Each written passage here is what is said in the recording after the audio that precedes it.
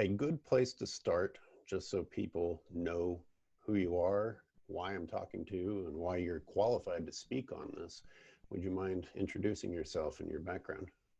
Yeah, we could spend a long time with me and my background, but yeah, my name is Judd Howell, and I have a PhD from UC Berkeley in wildland resource science with an emphasis on wildlife ecology.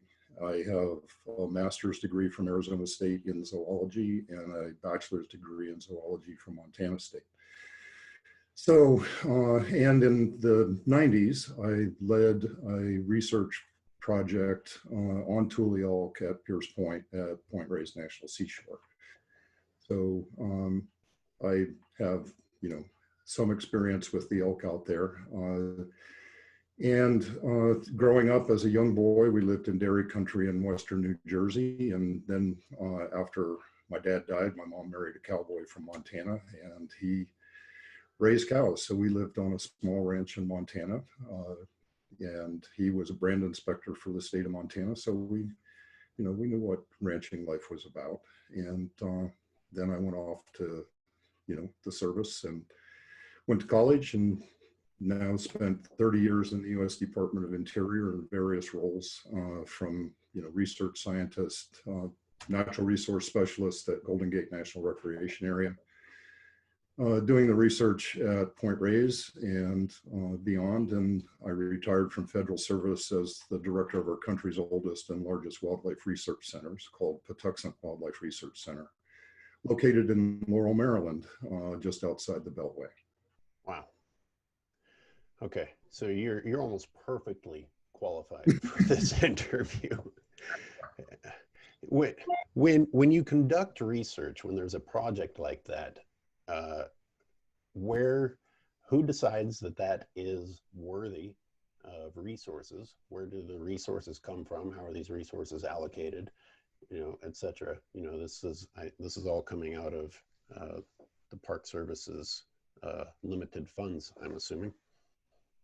Yeah, it is. And the decision-making process is one that involves the superintendent, that involves the regional director and his staff, and it depends on the issues of the day. And at the point when I was asked to do this study, the elk population was in kind of the explosive or exponential phase of growth, and that was certainly the concern, and that the population would overshoot carrying capacity because it was an enclosed population. And Pete Gogan did the initial studies, and McCrae Cobb came in and did the third phase. So I was kind of in that middle phase of study, and it looked like the population would shoot up to over 500. And so I began the resources that you talk about were National Park Service resources, and we got a grant from the Rocky Mountain Elk Foundation, and you put as much money together as you can, several $100,000, and we've captured 39 elk over a 2-year period. Actually, we captured 20 elk in about 3 hours and instrumented them with radio collars. So we were able to follow the elk around, and we had several botanists doing vegetation work. We built exclosures so that we could do long-term vegetation monitoring. We had a graduate student who was one of my students doing food habits and foraging behavior of the elk. We teamed up with Susan Scheidler at the time from UC Davis, and she was doing the immunocontraceptive work.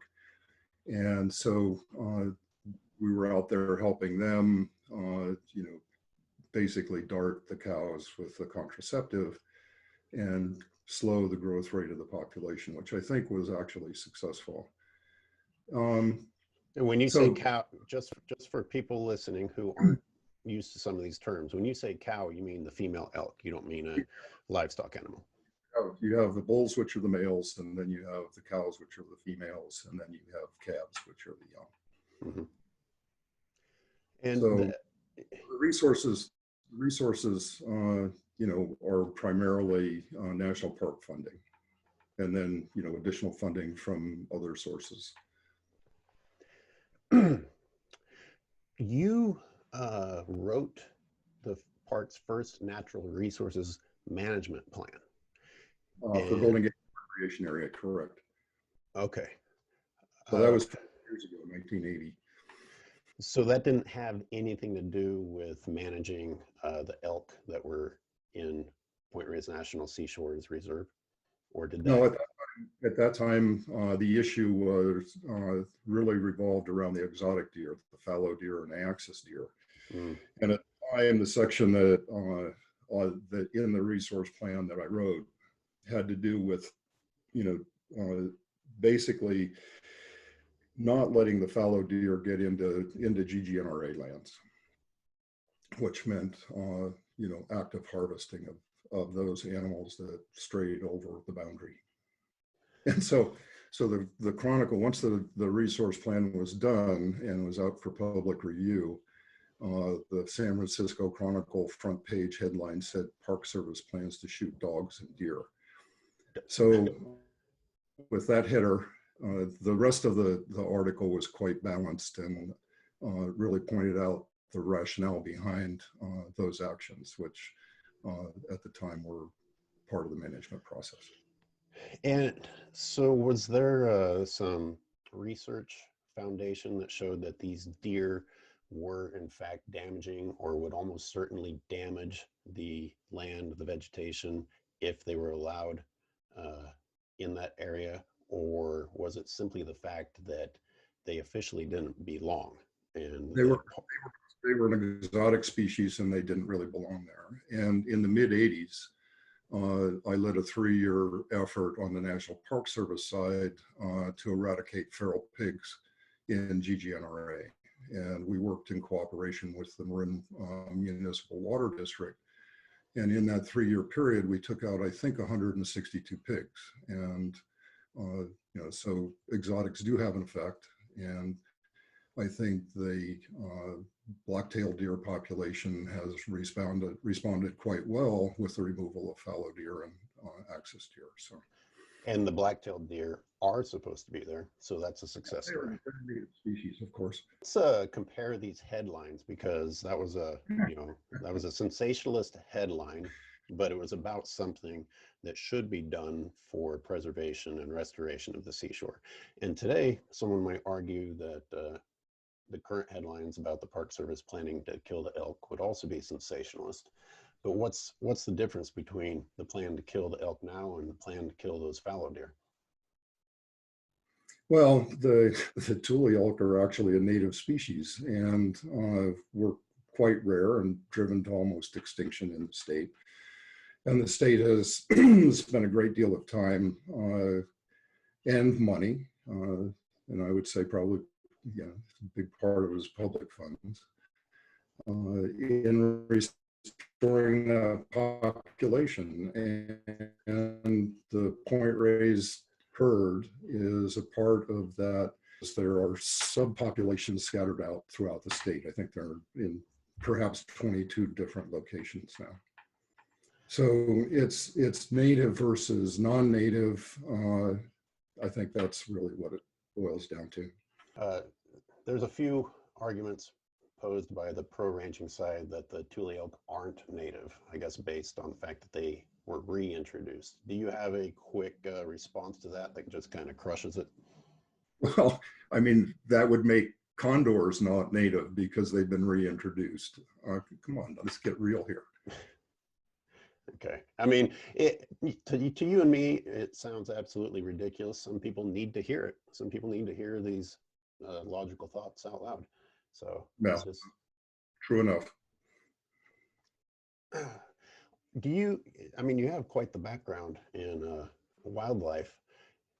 Are you able to help people understand some of the tiny little details about how animals interact with the land for them to understand why an elk that was part of Point Reyes National Seashore before humans eradicated them versus an animal that isn't supposed to be there, but is, you know, a four-legged animal similar to an elk.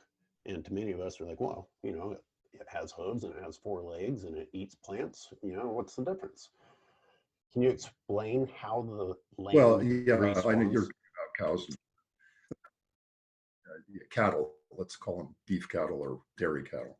Okay. I mean, all you have to do is go out and look at the landscape, and you can see the difference in land cover, vegetation cover, what species are there, and they're probably you know, factors in terms of whether you have native plants thriving as a result of different grazing regimes. And you know, at this point, heavy cattle grazing, I mean, you're basically taking it down to a certain amount of leftover vegetation so that it doesn't erode away. You know, you look at the tule elk at Pierce Point, and the vegetation is a mosaic of coastal sage and scrub, coyote brush and grasses, and you know, it was pretty heavily heavily grazed as a dairy when in, you know, the Pierce Ranch time. But you look at the dairy farms, and obviously dairies have waste areas where you have high concentrations of cattle and high concentrations of manure as a process. And you get into beef production, and you've got animals out there on the landscape grazing. And the question is, do you want, you know, 7,000 or 8,000 cows out there, or would you rather have, you know, several thousand elk out there? And the vegetation would obviously change as a result. I mean, you'd see what we would call in I guess in, you know, the jargon as secondary succession in terms of being released from heavy grazing pressure to a different kind of foraging activity. You just recently wrote that historically Point Reyes likely had up to 5,000 tule elk. That's pretty close. That's close to how many cattle are out there right now. Is it safe to say? So let's just say whatever the actual number of cattle is, let's say we have the exact same number of elk. Are the elk not going to make that land look the same as the cattle are if you have that? Probably not. I mean, if you look at the cattle operations, and you know where there's heavy grazing, and look at where the tule elk are, and I think there's an obvious difference, at least in my mind. I mean, Point Reyes National Seashore wouldn't have been an attractive place to try and preserve if the elk had trampled it to death the way that the cattle have. So I think there's your evidence right there. Yeah. Well, I mean, you have a bunch of dairy farmers come in and go, hey, if the elk are grazing here, I can graze my cows here. And there's plenty of productivity that that can sustain that kind of population at this point. But so yeah, I mean, what can I say? There is an absolutely shocking visual testament to the difference between wild lands and wild animals foraging versus the ranch lands. That, I mean, it looks like a bomb went off and killed everything. It's really bad. Now, in the Pierce Point area where a dairy was shut down and elk were introduced, during your time, were you able to witness restoration? Were you able to witness that land recover? Well, my association with that piece of property, that landscape, I would say, you know, I don't think I had long enough time to see that kind of change. The differences are that the backers community grew up and probably responded quite positively to the release of grazing pressure from cattle. You see that landscapes, and I'm thinking of specifically as you drive over the ridge from Olima, Sir Francis Drake toward Samuel P. Taylor State Park. You can see some areas where cattle grazing was taken off and they were fenced out of certain areas. And the backcross community, the coyote bush community started to come back. So, and then in the course of, elk at Pierce Point, the backcross community became fairly dense, but then you had the elk going through and actually opening that up. And a discussion with a colleague pointed out that he thought that actually the elk had opened up more habitat where grasses and forbs, broadleaf plants could grow under the canopy of the coyote bush, increasing the potential carrying capacity of that locale. So the recovery of one native species of plant led to the recovery of another one that benefited from the other plant. Quite possibly, sure. It's a nice little natural system that was allowed to come back once it was left alone. Well, yes, to some degree, but you have to realize that disturbance does play a role in these systems, whether it's fire or drought or whatever. I mean, these are factors that do influence these community compositions. Was it, since you wrote the plan for GGNRA, so do you have any idea how to speak about the fact that the elk were introduced, but perhaps not anticipating the growth or not having a plan for what to do once they did do well? Or was the plan always to let them die once the area reached carrying capacity, so to speak? Well, I think the Park Service philosophy at the time was that you let natural processes play out. If things were all equal and they were all natural, sure, that's probably the way it would go. It's like, the reintroduction of wolves at Yellowstone and the whole transformation of that ecosystem as a result of predation on the elk and in those habitats. So, but you didn't have a natural system here because you had an enclosed population that could not emigrate to other locales. And so, it was kind of an unnatural situation for those animals. And it did lead to a fair amount of management, including the immunocontraception, but it also led to relocating animals outside Pierce Point and having a free-ranging herd that would be over toward Limantour, and that population would be allowed to function naturally because it was not enclosed. As long as they didn't expand and go on to ranching lands, which of course. Well, no, that's not. I don't think that was the vision at the time. I think the vision was that you'd have free-ranging elk, and there was a lot of discussion about Johne's disease, and so when the elk were introduced to that dairy, there were still cattle there, and the elk contracted Johne's disease probably from that livestock operation. So that disease causes wasting and causes premature births in ungulates, in cattle and elk. So there was a big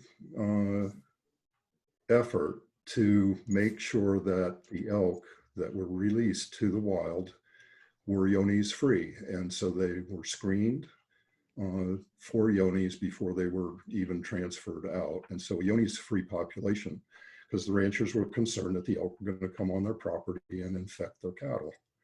And so the effort was done specifically to have a Johne's free individuals that were released in that effort. So it wasn't a surprise when the Limantour herd swam across and then landed at Drake's? why are they called tule elk? They were in the Central Valley, which was, you know, a huge marsh, you know, the Sacramento and San Joaquin rivers, you know, and there's at least a report of an elk swimming across Tomales Bay. So yeah, they do that. And where are they now? That they're at Grizzly Island. I suspect they're swimming there too. So it's not unreasonable that these animals move like that. So is that a failure by people who are supposed to be our experts on wildlife not to see that coming? I don't see it as a failure. It's just, you know, animals, you know, they're gonna go seek habitat where that's good for them, you know, good foraging habitat or whatever. And you know, you're in one place and you go, oh, well, it looks pretty good. I'll go over there and try that. I mean, that's part of, you know, watching animals move around. And anyway, it's part of the process. I think we're saying the same thing. It shouldn't come as a surprise. That should be an expected behavior. Yeah, I think yeah, it should not have been a surprise to anybody. Now you actually kind of cool. It is cool. I mean, unless you're a ranger. You started talking about Johne's disease, and that's pretty controversial. Yeah. That's controversial in itself because of rumors spread that it was the elk that were responsible for Johne's disease existing out there. But I don't believe that. What's that? I said I don't believe that. The elk were brought in from basically disease-free individuals by fishing game, and there was no evidence that Johne's disease was in any of those animals. And you know, I'm pretty sure that, you know, Johne's was, you know, probably present in that herd at Pierce Point. My understanding from speaking to Jim Cota was that there was some difficulty getting the rancher at Pierce Point to leave in the anticipated amount of time. Therefore, those elk actually had to be held in a semi-tightly enclosed area. Yeah, they were in an enclosure, sure. And when I read about Johne's disease, it's pretty much it's associated with animals kept in high populations in small enclosures, and particularly associated with the dairy industry. Yeah, of course. And so, you know, and it's transmitted through feces, and, you know, you have lots of feces, and, you know, you get down there and eat grass that's associated with that, and that's how it's transmitted. So here are these animals. You got all the dairy cows that I have filmed out there, and when I originally made the film, the figure I found was that they did test cattle once and found that 50% of the herds there had Johne's disease, the cattle herds. And many of them are kept in concentrated areas when they're waiting to be milked or put back in the barns or whatever, and they are literally all standing on top of their own feces. So for a short period of time, the elk that were being introduced were forced to live in similar conditions? Well, probably not quite that intense, but they were introduced into an area where you had a high concentration of cattle and a high concentration of cattle feces. So, you know, again, it comes down to, you know, what's the simplest answer? The agent of infection was already present in the area where the elk were introduced. Most likely, yes. Let's talk about your background growing up on a ranch, and the fact that your stepdad understood that it was a marginal nature of beef production. Yeah, you can say that. So it's, go ahead. He I mean, he grew up in the Bighorn Valley, and he, you know, during the summertime, they'd run horses up into Yellowstone, and they'd, you know, take people for trail rides and things like that. But we had a small place down on the Bighorn River, and he and I built a feedlot, and he would get calves from, you know, the stock market up in Billings, and we'd put it in a little feeder stocker operation. We had alfalfa fields, and you know, we would feed them oats and sugar beet pulp. We lived in the valley. Sugar beets were a big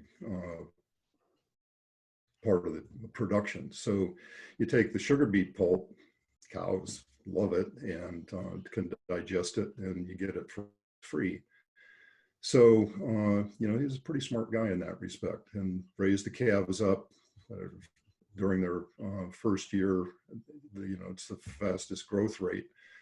And he got good market rates because they were, you know, it was good meat. It was marbled, and it got prime prices on it when he took them back to market. And, you know, it was never a big operation. My mom taught high school English in Hardin, which is a small town near the Little Bighorn National Battlefield. And so, you know, he showed me how to use dynamite to blow up stumps, and, you know, work fences, and, you know, just feeding animals and taking care of them. One of the coolest things, you know, sometimes the cows would founder, they'd just swell up with gas and they'd fall over, and he'd go out there with this huge, you know, gauge needle, and he'd stick it in the side and then pop it with a lighter and let the methane burn off. And as soon as it burned off, cow would get up and go away. Believe it or not, I know the tool you're talking about for releasing methane. I grew up in southwest Kansas, lots of feedlots. Man, it was a really rudimentary looking tool that I saw, just like this thing that you punch into the stomach as a blunt instrument. But it works. Amazing. Go back and eat. So, you know, and I guess my interest in wildlife has just been a lifelong thing. As a little kid, we lived in dairy country. My dad and grandpa had the store and post office that served this little town of 200. We were surrounded by dairies. That's who the main people that used the store were. And so, you know, we got to go play in the dairies and go wander through the meadows and watch calves be born and that sort of thing. So, and I spent a lot of time out in the outdoors as a kid. So anyway, coming back to wildlife, after Dad died, we lived near New York City, because that's where my grandma was, one of my grandmas. And we would go to the American Museum of Natural History, and I would stand in front of the African savanna diorama and imagine that I was there. And so, you know, those kinds of things influenced me a great deal. And I had a couple of uncles, a great uncle and an uncle, who were research scientists. They were well educated, they had PhDs. And so, you know, I guess I gravitated more toward the sciences as opposed to, you know, going into agriculture, which is where my family came from. My great-grandfather homesteaded in North Dakota, and, you know, raised 9 kids, and, you know, they went off and did various things, but they were farmers, and it's part of our legacy. If you go to Western New Jersey, there's a little town of Hope, and in the early 1800s, there were 9 farms around that, and they were all dairies, and the name on those farms were Howell, which is my last name. That's where I come from, is that community. So, but yeah, and then I, you know, got out of the service, came back to school, and you know, really gravitated to the sciences, and zoology just captured my imagination. and kept going. So, in addition to the academic, education, I spent 16 years as adjunct faculty at Humboldt State in their wildlife department, and I had a graduate at the University of Idaho. So I was an adjunct associate professor at the University of Idaho for several years. So anyway, that's kind of where it all comes from. The reason I asked about that is that, there's kind of, as you indicated, there was always writing on the wall that it wasn't going to be an easy business to make a profit in. And no, as your previous article says, this came to pass. Sure enough, here are these dairy and beef ranches struggling. And now, instead of letting them phase out or be bought out again or whatever we want to do to help these people who were already paid once, now they are going to diversify and allow more business practices to take place out in the seashore.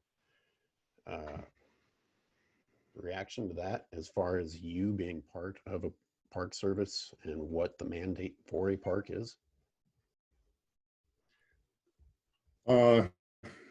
Well, to me, having spent my career in the Department of Interior, working on endangered species, developing plans for the protection and conservation of our country's natural resources, and looking at it from a national perspective and even an international perspective, what I see going on here is an anathema to what the national park ethic that I learned was all about. And it distresses me severely to see this. When early at Golden Gate, we went through the process of phasing out agricultural operations, the wheelwrights farm in Tennessee Valley. We had to get the cattle out of there. Ultimately, the Rancho Bolinas was shut down, much to the consternation of, I guess, some fairly heavy political influencers. But we were able to, move those operations out and have the lands transformed, and, huge operation on native plant restoration, exotic plant removal. These were major efforts in the 80s and 90s that I'm familiar with after those animals were taken out. And yes, those people were paid a significant amount of money, and with the realization that they would eventually have to leave. And that has not come to pass, especially in Point Reyes and the upper part of the Alima Valley. And I think that's a shame. You said something really important there. You said had to get those cattle out of there in order to start these restoration processes. And yet today I'm hearing almost the opposite being promoted, that the cattle are actually good for wildlife and for restoration. You just look at the land and know that that's not true. But well, there you go. But you, as an employee for this same organization, were told you were part of a project that they promoted that said we have to get rid of cattle to start this restoration. Well, who are the ones that were saying that we need to get rid of the cattle in order to restore the lands? And you're looking at Mission Blue butterfly habitat. Obviously there are a lot of people who don't know about or even care about little tiny blue butterfly, but it was an endangered species. And And what I'm really bothered about all of this is the fact that the National Park Service is an organization that is entrusted to protect the lands for the citizenry of the United States, not the citizenry of Marin County. Hmm. It's all of us. It's America's property. It's America's resources. And that's what I think is wrong about this scenario, is that these individuals who have been paid and were given notification that ultimately their operations would be phased out over time have refused to go. And it's like they are sitting on squatters' rights. They're saying, you just can't do it because I don't want to go. And so, and I don't, obviously, I don't think that's right. How much did Sansing and Salazar have to do with these ranchers being able to stay, in your opinion? I'm going to give you my personal opinion. Okay. Sansing was connected and his power base was the ranching community. And so I think he did whatever was needed to be done that would support that. And Salazar, Secretary of Interior. A rancher. Well, yeah, well, those guys, yeah. Well, I got told, and this was a different thing.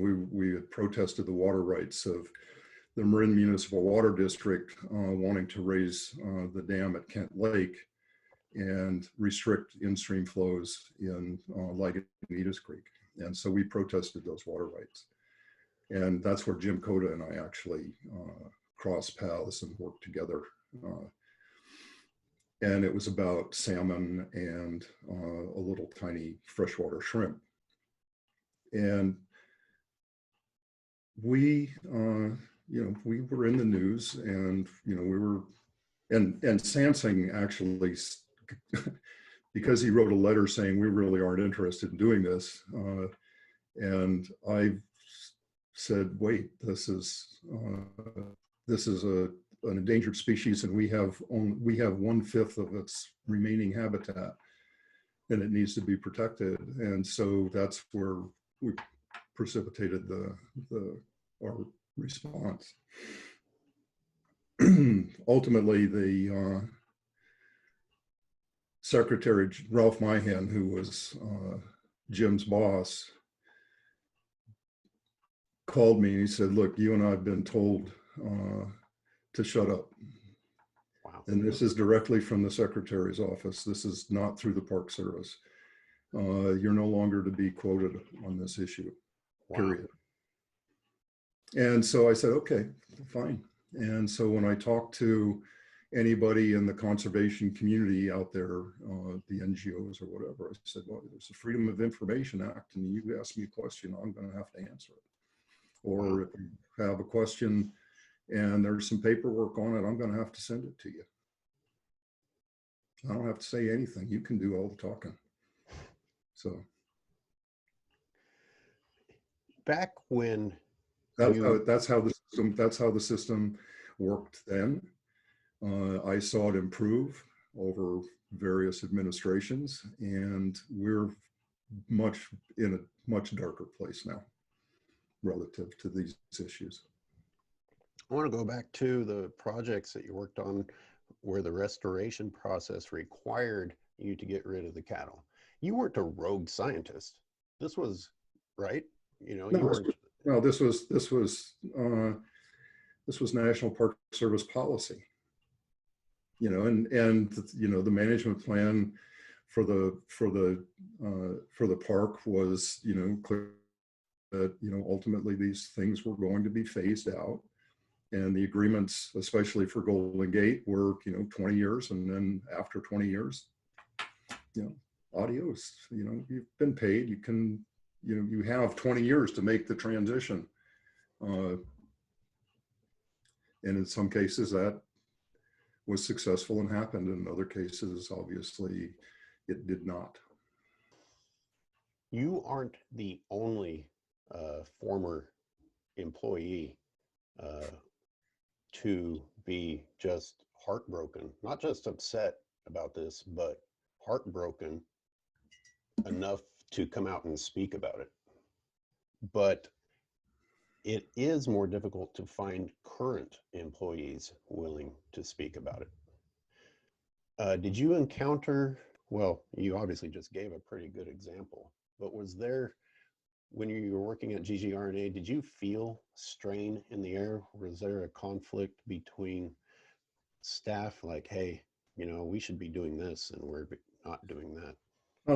There was always, a give and take. And, I'm pretty, I guess, what do I want to say? I don't know. Anyway, I push the envelope. When somebody says we want to protect and conserve, our resources, our natural resources for future generations, I take that seriously.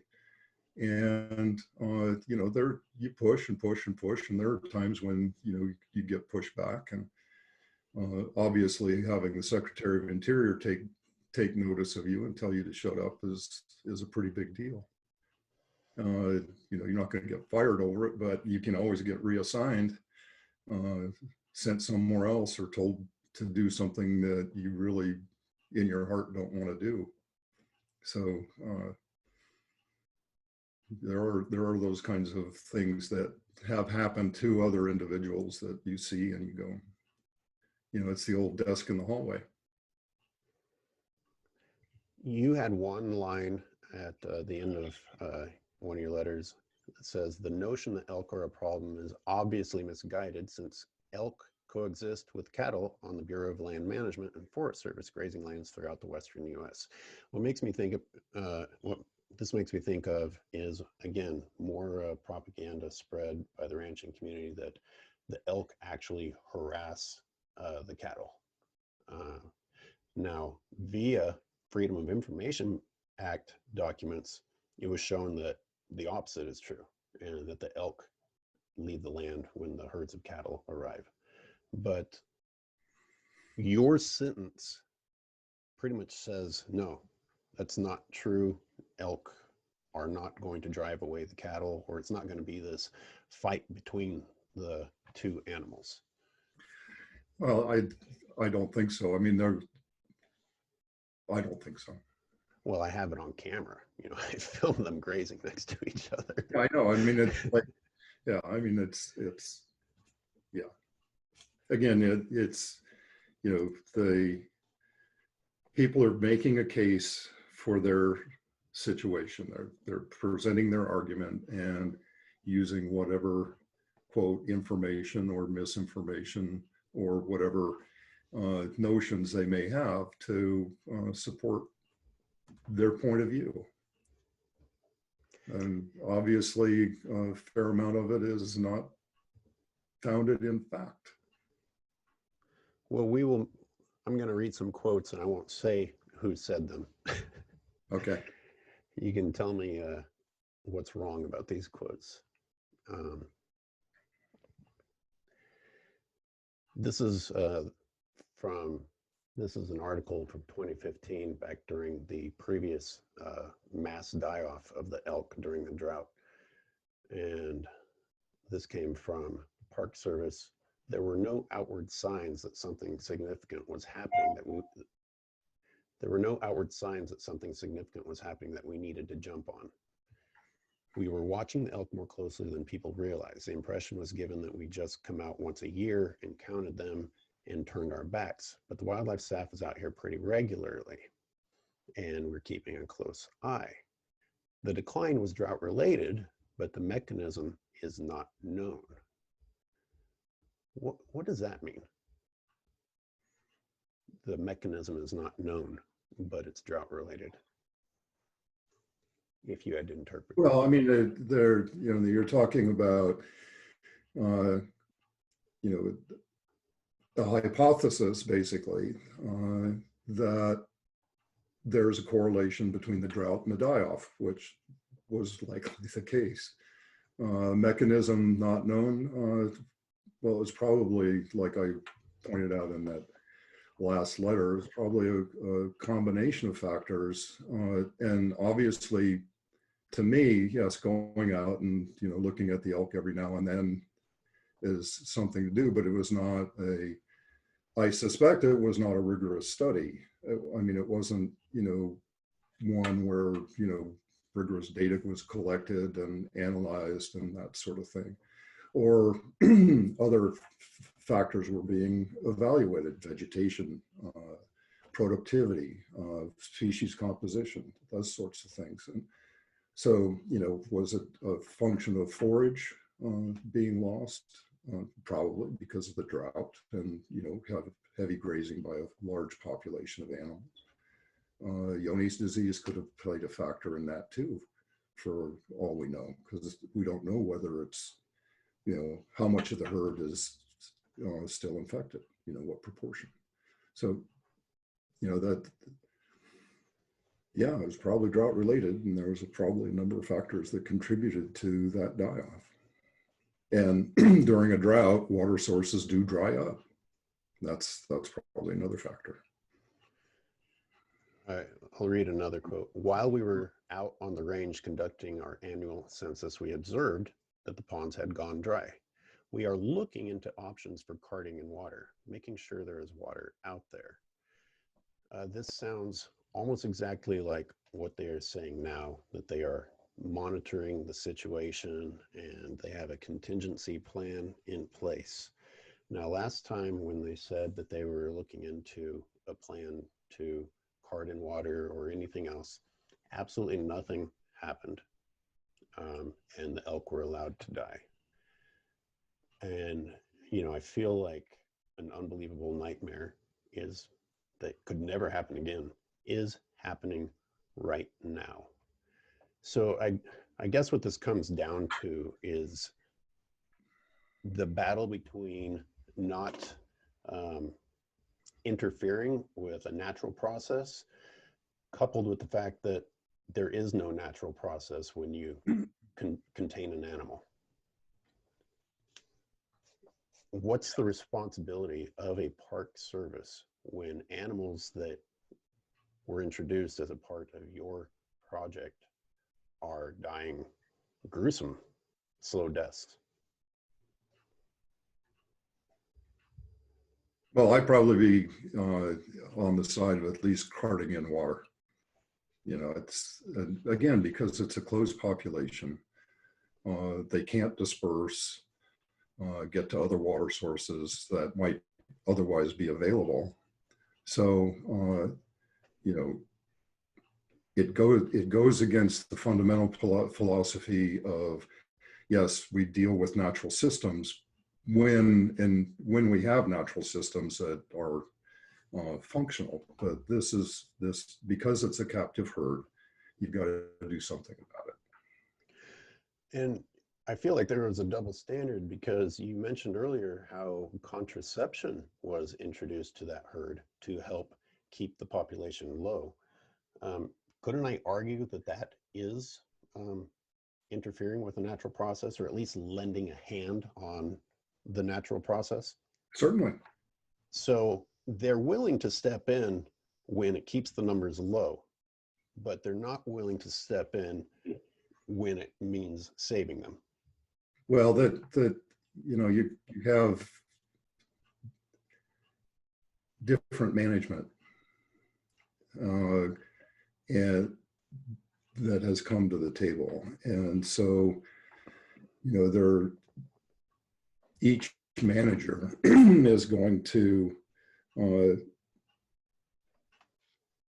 weigh the pros and cons, I guess. And when I was active, the management was very supportive of what I thought was doing the right thing. You had a herd that was in a situation that had to be managed. And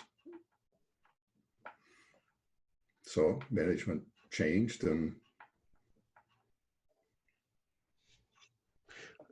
if I can summarize that, this is absolutely 100% about rancher influence, this change of management of the elk.